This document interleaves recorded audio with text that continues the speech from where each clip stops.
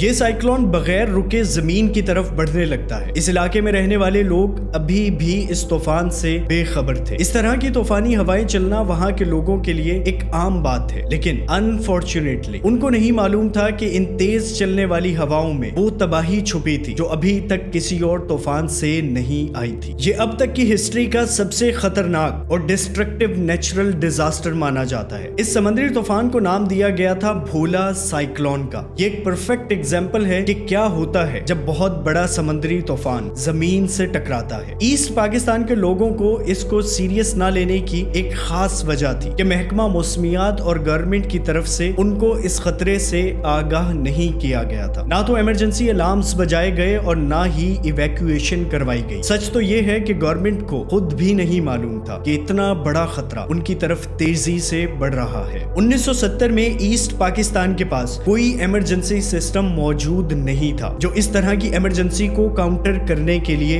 کام آتا، جیسے کہ ریڈار، سائرن یا وہ اکوپمنٹس جو لوگوں کو خطرے کے بارے میں خبر دینے کے لیے استعمال کیے جا سکتے۔ اس کے ساتھ ساتھ طوفان کے بعد جو ایمرجنسی سچویشن کریٹ ہوتی ہے اس کو بھی سنبھالنے کا کوئی خاص نظام موجود نہیں تھا۔ لیکن یہاں پر انٹرسٹنگ فیکٹ یہ ہے کہ پاکستان کے ہمسایہ ملک انڈیا کے پاس بہت اچھا ویدر سسٹم موجود تھا۔ جب یہ طوفان اپنی انیشیل سٹیج میں تھا، انڈین ویدر سسٹم اس کو ڈیٹیکٹ کر لیتا ہے اور انڈین آفیشلز اس کو کنٹینیوسلی فالو کرنے لگتے ہیں۔ اس سے صاف ظاہر ہوتا ہے کہ انڈیا کو پہلے سے ہی معلوم تھا کہ یہ خطرناک طوفان ایسٹ پاکستان کی طرف بڑھ رہا ہے، لیکن پاکستان کو اس کے بارے میں کوئی انفارمیشن نہیں دی جاتی۔ اس کی مین ریزن تھی پولیٹیکل ٹینشن۔ پاکستان اور انڈیا کے درمیان اس وقت تک 2 جنگیں ہو چکی تھیں اور دونوں ملکوں کے تعلقات کچھ زیادہ اچھے نہیں تھے، جس کی وجہ سے انڈیا پاکستان کو اس خطرے کے بارے میں کوئی الرٹ نہیں بھیجتا۔ ان سب چیزوں کے باوجود ایک اور چیز تھی جس نے اس خطرناک طوفان کی طاقت کو 2